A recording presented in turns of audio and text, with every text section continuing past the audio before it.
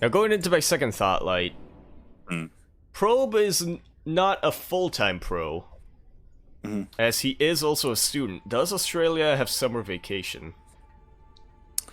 It's not summer, but sure. Does Australia have winter vacation? Yes. There you go. There you go. I mean, so something that is important, you just triggered my memory. As I let the players know. Oh, yep. Yep, and that's really important. As a reminder, that casting tool has been updated. Yep. But Probe did recently tweet out that he finished all his assignments and now he's focusing on competing and streaming. Yeah, like that was like earlier today. You tweeted. There you go. And yeah, this is going to be a very interesting June that we're going to be headed into, like a very stacked June. I'm looking at the Google Calendar. I'm wondering where to fit my sleep schedule in that. But speaking of sleep, here we are now going to be spawning in onto the Eternal Empire Ile, which stands for... What does that stand for, Light? It stands for honor.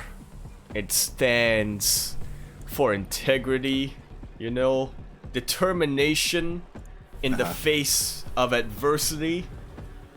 And that is Ile for you. We're going to be spawning in onto the top right-hand corner of the map, all the way in the top right-hand corner of the map. It is going to be our Teal Terran, coming in all the way from the land of Brisbane. It is representing Legacy Sports. We have Azure. Whoa, what did I click? It's all good. And spawning in the bottom left-hand corner of Eternal Empire LE, we have the finalist of last week's tournament. He did come second place. He is the Indian Zerg player representing Downfall Gaming. It is Demi.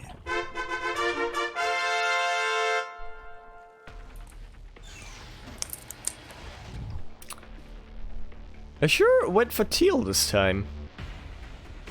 Yeah, I remember he did the same last time because he did the last time because I remember Kuro pointed it out because it was during a Kuro please. It's like is that the Azure color? I'm like, kinda, not really. Yeah, Azure is a bit more bluish.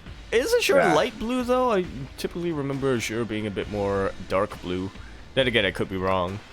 It's darker than this, to say the least. I'm basing it off of Azubu. What? Azubu. Streaming platform? Is it a streaming platform? I thought it was like a... Well, it wasn't a Kespa team, but it was a Korean team.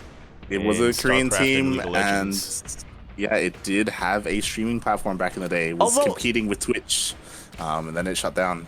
Yeah. Although I have a feeling that Azubu does not really have much to do with Azure because their logo is yellow. It was. Kind of orange yellow. I don't know why you associated Azubu with blue. I have no idea where you got that idea. I associated it with Azure. Yeah. Fun fact, Azubu, they launched a streaming platform and they had exclusive streaming deals with all their players. Like they could only stream on Azubu. And I think they got a bunch of and I think they got like SKT on that as well. Like a bunch of like I think Faker was streaming on Azubu or something like that back in the day. I mean, basically every platform does that. Yeah. There was some controversy of it back in the day because it was like the first time doing it, and this was back in like 2013. Now we just accept it. Yeah. Now we're just like, oh man, this Kaizi Gaming or whatever team says you can only stream on like Weibo or something. That sucks, but oh well. Yeah. Whereas back in the day, it'd be like, how dare they? Meanwhile, we do have a bunker block. We didn't get to talk about it, but... yeah, a little bit old school coming out from Azure. I want to say that recently it's coming more into fashion based off of Taja's performance in GSL. I think during the group stage, I think that was the first time I saw bunker block instead of an NG block. And since then, like it's been happening more. So it's Well, like, it's kind okay, of that's a... interesting. Yeah, I mean, there's definitely a reason why. Typically with the NG block, you're gonna stop building it about when it's pretty close to being done and then canceling it later on to get your minerals back. With the bunker block, you don't have to worry about that. Salvage is just one button away. You can salvage and be more annoying. I'm dealing more damage because the Reaper can jump into the bunker as well, and you know, it's cool. It's cool that, you know, the meta has evolved in such a fashion. What can't it do, Light? It can do anything. Yeah. Oh. Oh. Literally anything. I'm sold. Give me 10. Meanwhile, Demi, he did go in for a scout. He did spot the 1-1-1 opener, and he's throwing down a bunch of spores, which I don't blame him. But yeah, Azure opting not to switch his starport and his racks, which is pretty interesting, leaving it add-on-less. Yeah, well, first off, I love it. But second off, this is also... I love it for multiple reasons. One, this is what I normally do, but the second reason is Azure is typically a player who's known for getting that tech lab on his starport, whether it's to get Banshees out or whether he gets a fusion core to get BCs out. He loves his air harass, and the fact that he's switching it up a lot here and Demi is actually falling for it, throwing down those spores, this is a mark of shift in playstyle, or something along those lines. It is kind of mind gaming your opponent. You force them to get spores in each of their bases, which is kind of a waste because there's no Banshee. So it's nicely done here by Azure. And yeah, we'll see what comes out of it as Azure. He's opting to go for his bio play, getting that 1-1 upgrade on the way, as well as combat shields. There's a good amount of Hellions here though. So there are 8 Hellions, and yeah, this makes it even more interesting, shall we say, that Azure didn't go for a starport unit, as typically you go in with the 8 Hellions and kinda YOLO them, but also kinda don't, and do a little bit of multi-prong there, and it's guaranteed to get you a ton of damage. But at the same time, I guess this is also a ton of damage. Yeah, Demi cannot position his queens good enough. I think he will. Oh, there's that transfuse. But at the same time, there's not quite the range here. Demi is continuing to just jump in back and forth. He's wasting a lot of this queen energy. Yeah, and I think that was the last of the transfuse energy as well. And well, honestly, I was a little bit worried that there was going to be like a wraparound with wings, but gonna be soon. That's one more transfuse. But Azure was just on top of it, and you don't typically see Hellions chipping away at buildings and you know, actually having some done, yeah, getting a lot done. But it looks like he made it. Oh my god, but the links are wrapping around. He does in fact get it. The links do wrap around, and this is a fantastic sandwich. The Banelinks are so dangerous. It's a pretty good position here for these Hellions to be to shave off the link count, but in the end, the surround was way too good. The Banelinks actually go in, and I mean, that was pretty good damage coming out from Azure, but 8 Hellions, that's all of the map control for Azure for the time being. He's going to be staying at home. Okay, now he does have his drop coming out to continue to clear creep on the map. I panicked for no reason again. It happens. Yeah. Again, like, I like what he was doing, but the entire time I was so worried. I was waiting for the moment where Lings would trap them in that little choke point area, because you don't need too much to do that. But despite that, Azure, he did kill the Evo, he did deny the upgrade, so we'll see if that trade was worth it, as we do have the Marines coming in. Well, so long as he doesn't lose any more units, I would say it should be. This is, once again, a fantastic surround coming out from Demi. Only 3 Marines have been lost for Azure for the time being, so that's not a bad trade at all. Yeah, and it's really important to note that killing that Evo really does affect Demi heavily in terms of his upgrades, because he's working on +2 melee, but only +1 armor. That would have been 2-2, like it would have been lined up perfectly with each other, and now he's off by an upgrade. So, you know, Azure, he does have that advantage going for him. Exactly. This Ling Bane, it's going to do a lot of damage when it connects to the army, but if it connects to the army. Yeah, that's why +1 armor is so important in this matchup, especially when you get Ling Bane. Oh yeah, I would say you should prioritize it. Yeah, definitely. Alright, nice little bit of zergling damage being done here by Azure. Manages to shave off quite a bit of them, only losing 1 Marine once again. Take a look at back home, just building up that army. Demi, meanwhile, he's doing Demi things, like... Exactly, and that's what I'm a little bit worried about. So far, there hasn't been a single scan in the main base of Demi. Azure has no idea about the Spire, about the Mutalisk. To be fair, this is a lot more common in ZVT, and Azure should be expecting it, especially since he hasn't seen any Hydras. So, you do expect some kind of anti-air, and ooh, nice focus fire on the Baneling there. Yeah, pretty nicely done. Taking out one Baneling here is just one more Baneling you don't really have to worry about when the main push comes in. Demi has revealed his hand. One of these medevacs do go down. These are stranded Marines. But again, this might just work out for Azure, depending on how much defenses he's got back at home by the time these Mutalisks hit. Immediately starts Thor production as well as soon as those Mutalisks are spotted. So he will have Thors.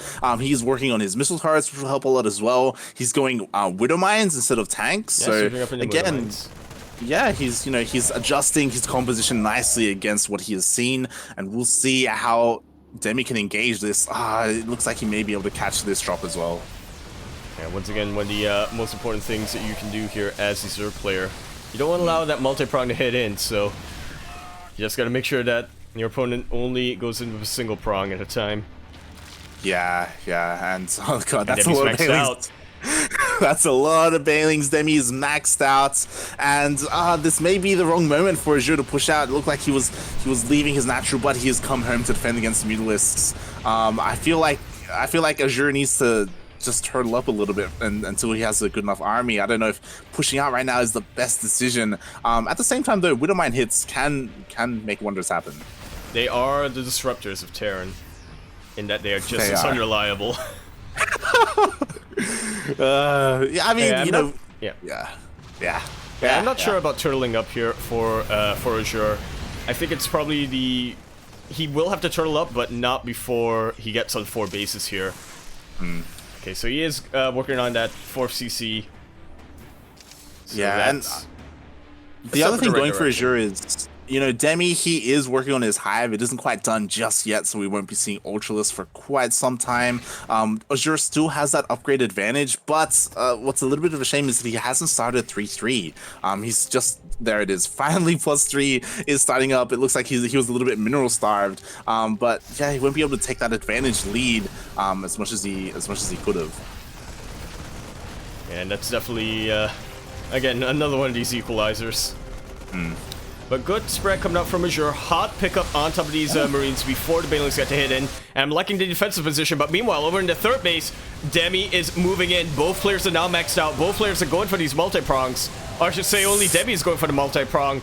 Azure just relying on the defenses. I have never seen a man right-click their turret as much as Azure has right now.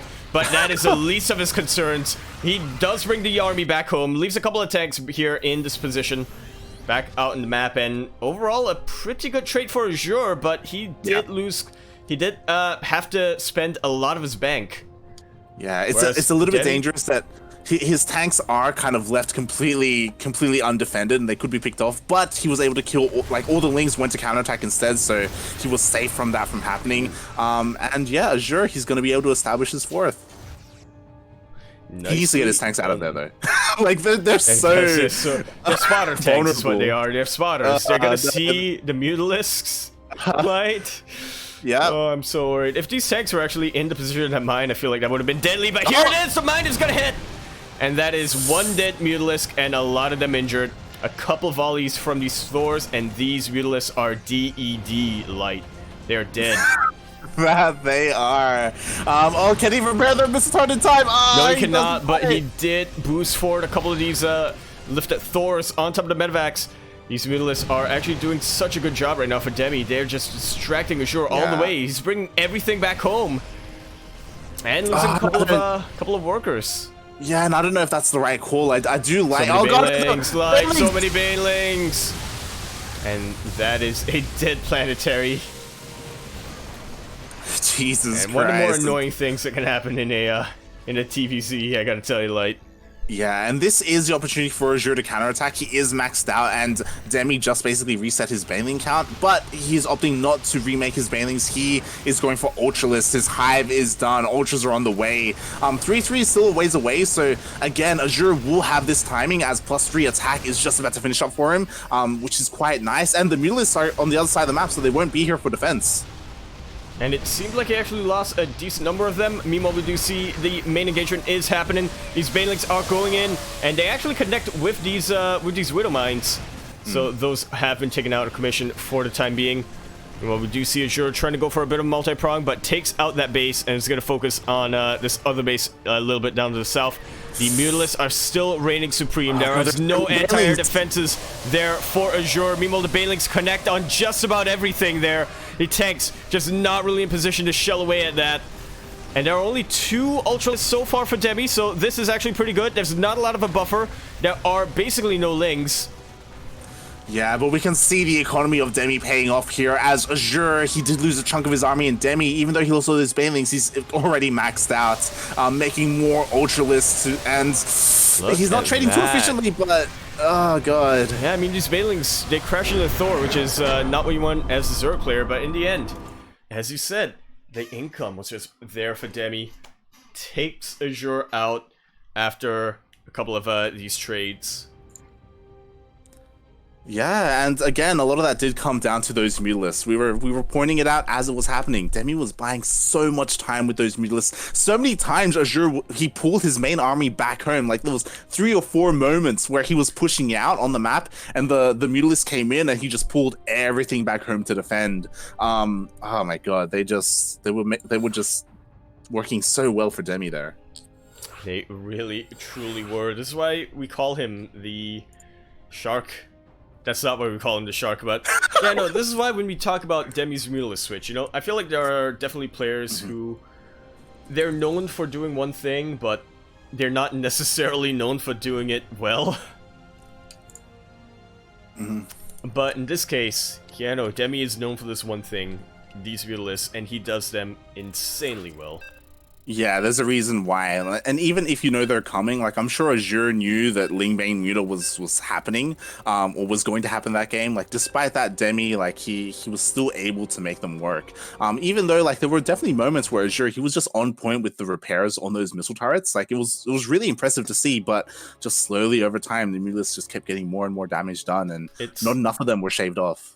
It's the first thing I noticed, Light, because a couple of weeks ago, Milk yelled at me for not right-clicking enough versus Mutas. Yeah, that's how, you know, Pavlov, something along those lines. You remember things. And speaking of remembering things, here we are on a map that I will miss a lot of, Light, for one particular reason. It's because this map is Nightshade, otherwise known as Belladonna. In fact, it's actually getting replaced tomorrow, so I gotta get all my Belladonnas out tonight as much as I can. And yeah, speaking of which, here we are gonna be spawning into the top left-hand corner of Belladonna LE, where we do in fact have our Teal Terran all the way coming in from the land of Brisbane. He is the man with the harpoon. He is the man with the repairs. I thought repair rhymed with man for some reason. He is representing Legacy Esports. We have Azure. Ahai. And spawning in the bottom right-hand corner of Nightshade LE, we have the Indian Zerg player representing Downfall Gaming. It is Demi.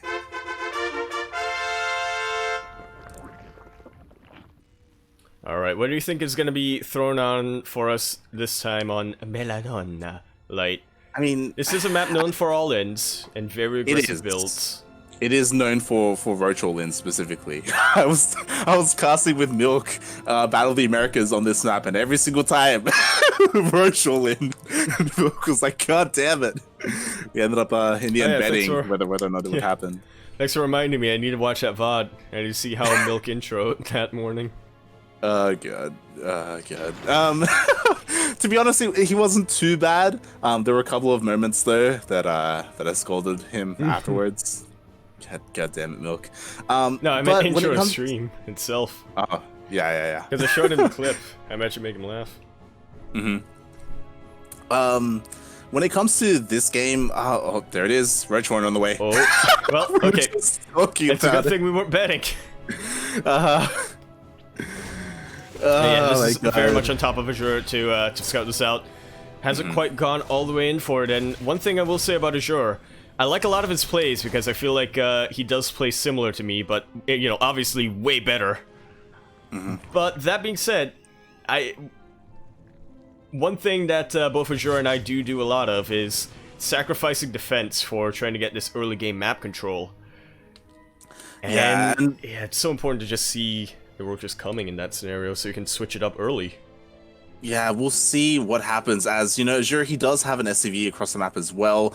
He's double checking the third timing, so he spots that there is no third base. So alarm bells should be ringing right now that there is no third, and he needs to get a defense ready. Roaches are already on the way, and it looks like he's going into the Reaper. I'm not sure if he saw the Reaper, but that doesn't really matter because back at home he's not really preparing for it. Yeah, still going for this 1-1-1, still going reacted Hellions. And they're gonna do pretty well against these 4 legs, but that is the least of Azure's concerns right now. That being said, I believe in the micro, Light. So the Roaches are on the way, the Ravagers are being morphed in as well. There's no bunker, there's no defensive setup at all for Azure. I believe in the micro, Light. He's getting a third CC. He's getting a third CC behind this. This is not what you want. This is a complete build order counter. GG is called. Yeah. Ouch.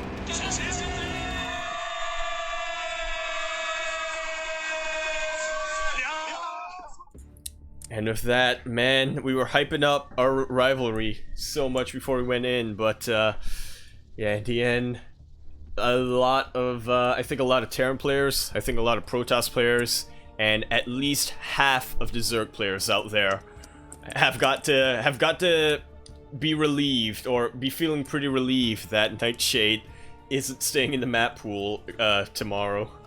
Yeah, oh my god, we were talking about it. We were talking about that map specifically. Roach all-ins are very, very popular on that map. And Azure, he knew something was up. He was double checking the third base because it was incredibly late. And that is a tell, but despite that, he missed the Roaches. He didn't know it was coming. And there are very few cases of this in this game. We don't see it too often, but that was basically a build order win, or build order loss for Azure, because he was getting a very fast third CC behind this. He had gone 1-1-1 into a fast third CC, and that means that's what you've invested your money in: economy, not defense. He just didn't have what he needed. I think we might actually, well, okay, depending on how the map pool works out, like, I think we might actually be seeing a bit of a meta shift, or we will see a bit of a meta shift in TvZ in the coming months. Again, it depends on how this current map pool plays out, but yeah, it's just gonna be so that much more important, right, for Terran players to make sure they know what opening that their Zerg opponent is gonna go for.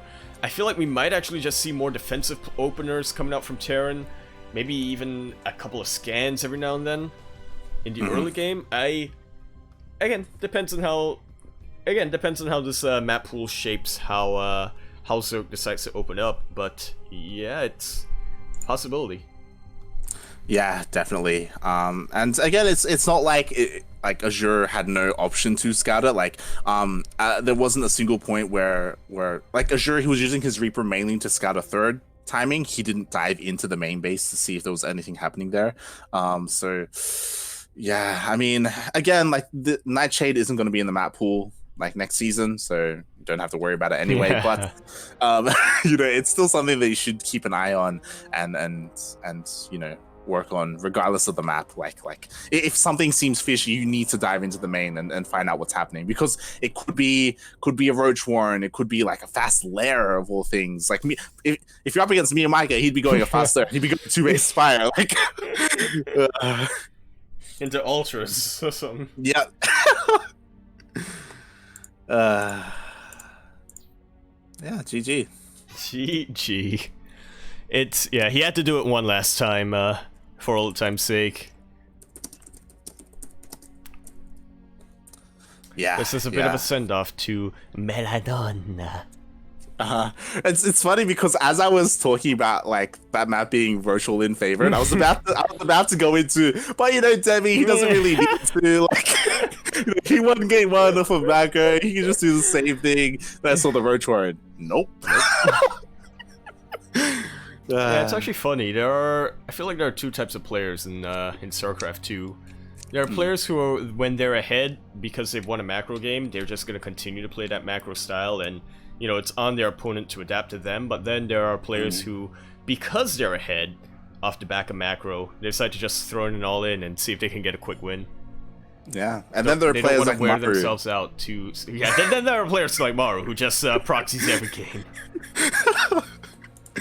Honestly, Maru just does whatever he wants. Yeah,